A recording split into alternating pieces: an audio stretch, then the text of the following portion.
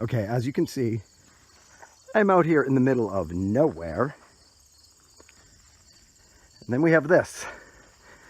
This is what remains of the old cell block where they actually housed prisoners here at the Rutland prison camp. And inside this cell block, there are 6 different cells. There's one there, 2 over there, 2 more on the other side. I'll show you. There's number 3. There's number 4. And there is 5 and 6. And that just got me thinking, if there are 6 jail cells inside this cell block, then I gotta do the cell block tango. Pop. 6. Squish. Cicero. Lipschitz. Okay, I'm back. And unless you are familiar with the musical Chicago, you have no idea what that just was. But if you are familiar with the musical Chicago, then I hope you appreciated that. Anyway, let's actually check out these prison cells for real. They all pretty much look the same, but look at this. Look how tiny these are. There's a big giant hole in the roof. Each cell has a big giant hole like this in the ceiling. I didn't realize they were this tiny. Like, this is solitary confinement. This isn't just, oh, you've been bad. You weren't working hard enough at the prison camp. We're gonna stick you in this jail cell. This is like a jail closet. This is definitely solitary confinement. Look at this. I mean, my bathroom is twice the size of this. My actual closets are twice the size of this, or maybe at least this big. This is crazy. And there's no windows. There's this hole in the ceiling, but that wasn't there back then. When you were in here, all you got was this door that you can see had like a cast iron, there's the hinge, door with bars. And it's a very, very thin door. It's not very wide. Your only window to the outside world was this little doorway that was nothing but cast iron bars. There was no window. And you just sat here. I mean, I hate to say it, but where did you go to the bathroom? I mean, if they provided a bucket, you were sitting right next to your own shit bucket. There's a reason to stay out of prison, even though they're probably much bigger than that now. You don't want to live that life. Thug life ain't cool, especially back in the Rutland prison camp days. Here is prison cell number 2. Pretty much the same thing. This one has a better echo. The giant hole in the ceiling, but yeah, same thing, same deal. You got nothing to do. You could probably knock on the wall and talk to your neighbor. Maybe they like knocked out some Morse code, a primitive way of instant messaging, texting. They just kind of did some Morse code on the wall. I don't know. I don't know what they did. Because there's nothing else to do in these prison cells. You know what they should do? They should take like teenagers that are bad. You know how they do that Scared Straight program? They should bring them here for the Scared Straight program and tell them that this is what modern day prison is like. That if you continue on the path of destruction, they will put you in something like this. And just spending 5 seconds in here is no fun. So I can't imagine spending weeks in here. Oh, somebody's here. Fudge. Not cool. Somebody's here. If you just saw me look panicked, there was a car. Someone else is here. Crap. Good thing I got my cell block Tango finished, right? So this is the top of the cell block. Yeah, you've probably seen this 1,000 times in other videos.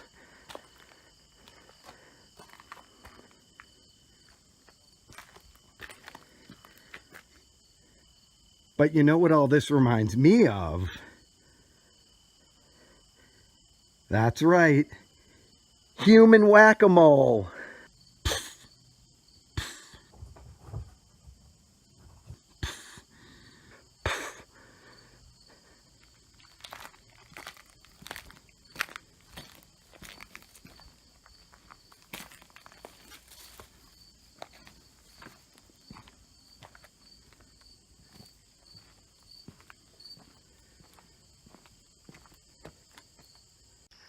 So these two guys just showed up.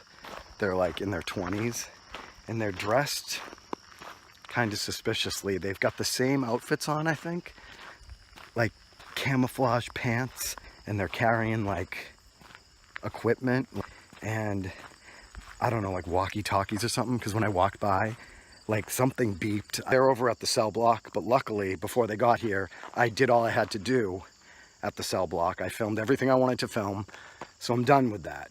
But when they walked up to the cell block, my car is parked right next to it, like right next to the cell block. And they didn't see me, but I watched them, and they both went up to my car and were legit like poking around in my car, not inside the car, but they're like looking. I have tinted windows. They're like looking in the back seat. I have an SUV.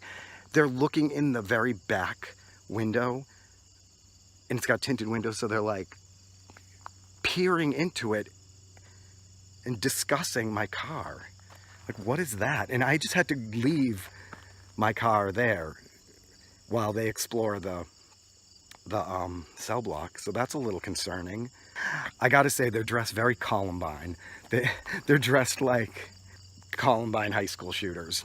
I don't know if that's offensive to say, but they've got like camouflage pants, black shirts, like very specific outfits on.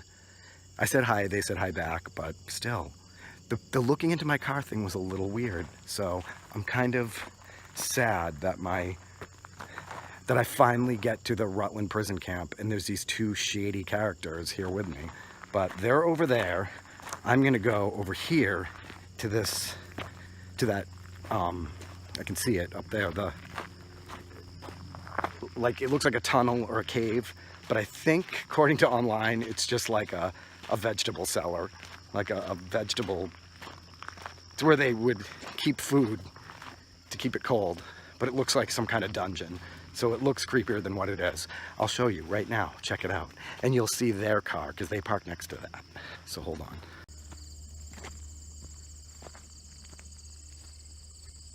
Creepy prison camp tunnel.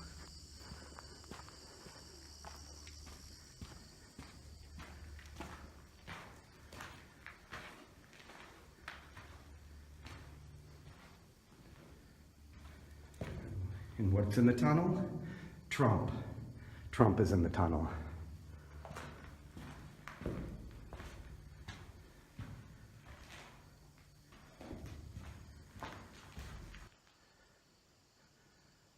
I'm watching those two guys, and they're being real. I'm in the tunnel, and I can see them.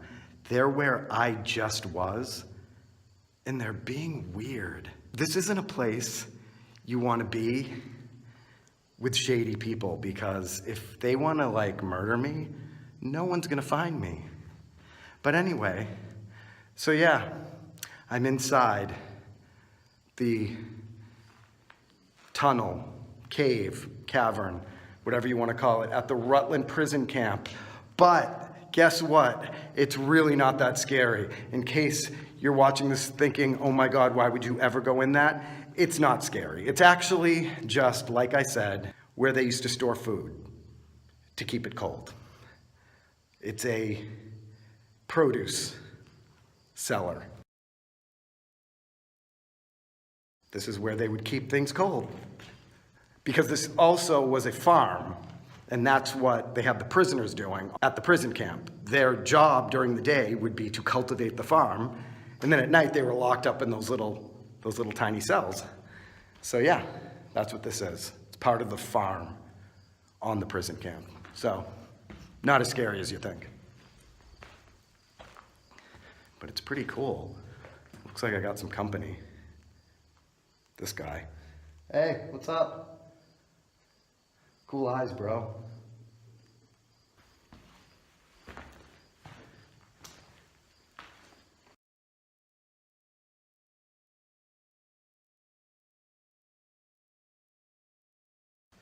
As cool as this is, there's not much to see. This is pretty much it. This is all you get when you come here.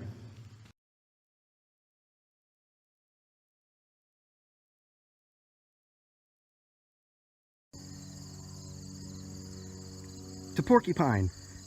I've never ever seen a real live porcupine in my life. That is so adorable.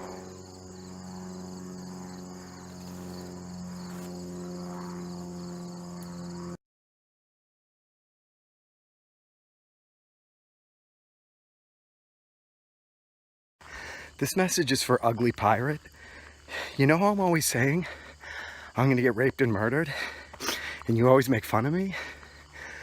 Well, I'm not too sure that's not going to happen, because I'm gonna have to abort this mission, because the two 20-something guys here, everywhere I go, they end up right behind me.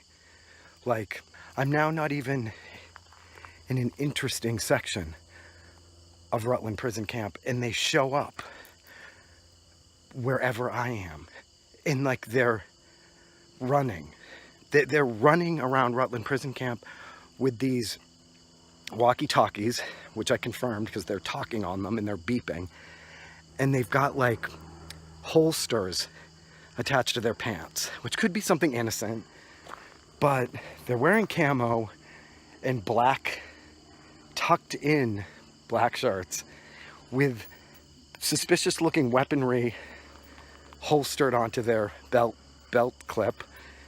And they've got walkie-talkies and they're running around here, and they're everywhere I am. So I think this is my second fail of the week. I mean, I saw all there is to see though. I saw the vegetable cooler, whatever it is. I went in, I saw the cell block, and other than that, I don't think there's anything else to see that's worth getting shot by two deranged psychopaths. And luckily, I looped around. This is Prison Camp Road. Yeah, the Rutland prison camp is on Prison Camp Road. I looped around, so my car should be right down there, and I can jump in and get the F out of the middle of nowhere Rutland, because I have two crazy people running around. They were at the cell block, and then so I left the cell block and went over to that cave, and all of a sudden they were right near the cave. And then when I left the cave, I went all the way up on this hill, and they were running up the hill. You gotta admit that's weird. And now they're not there. Like, they saw me on the hill and they ran up the hill. I ran into the woods, and now they're not on the hill. I know I sound like a crazy person myself, but these two guys are acting weird. Like, dressed weird, carrying weird shit, and they're definitely following me. Whether or not they're doing it on purpose, they are seemingly everywhere I am. And they just got here. Like, they're not spending a long time in one spot. They keep moving to wherever I go. So I'm getting out of here. I saw all there was to see. I'm coming up to my car, and I'm gonna jump in. I'm gonna leave this running in case anything happens. You can witness it. You can witness my murder. Oh, okay. I'm about to get in my car. Okay.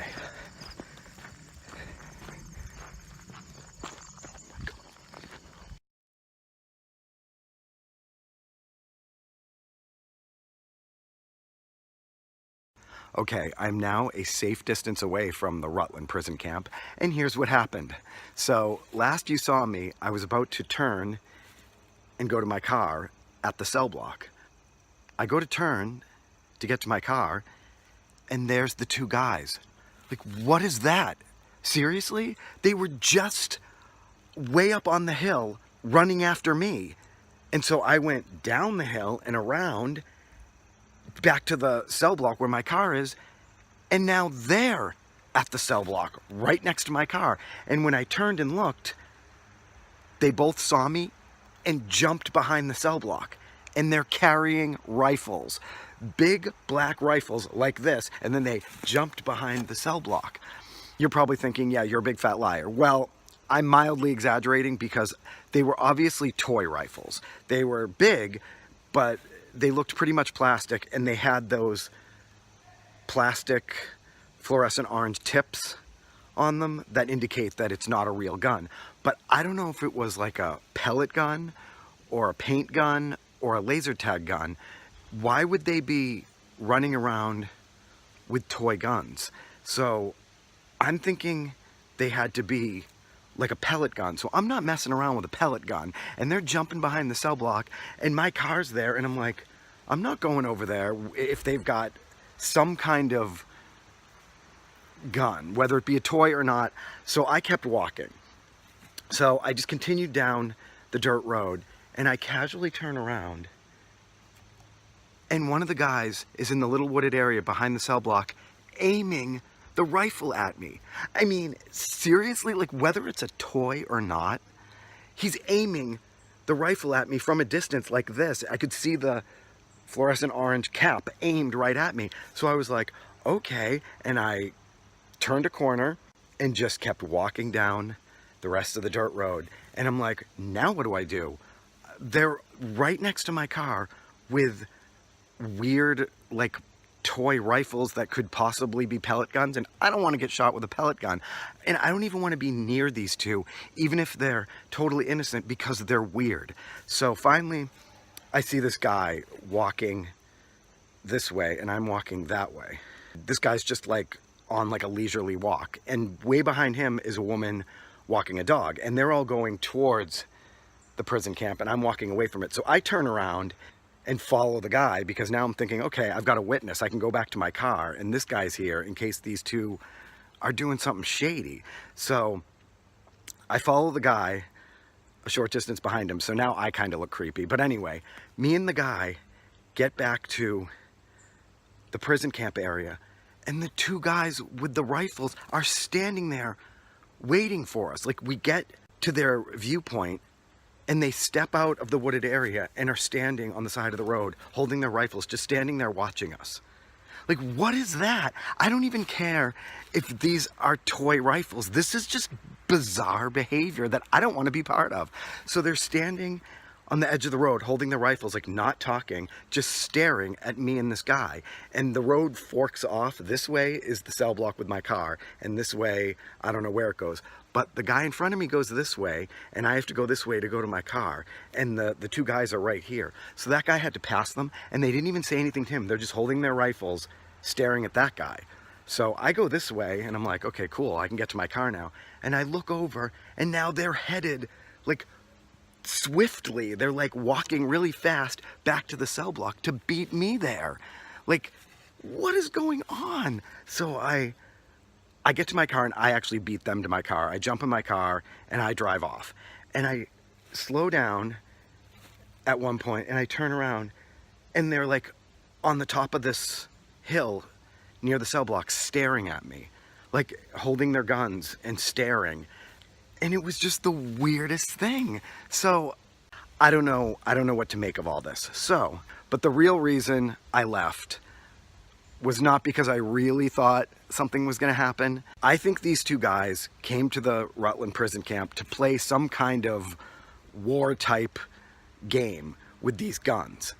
And what I think is they were waiting for other people to show up, and they were all gonna run around the prison camp and play some game. But the weird thing was, they weren't playing the game. They were following me around. They were definitely following me and watching me, watching the other guy. Like, so they were being weird, but I think they were just there and they were like checking the area out, and they were waiting for other people to show up to play some game, because as I was leaving, a big Jeep full of guys their age was arriving. So that's why I think they might have been looking in my car. They might have thought I was their friends.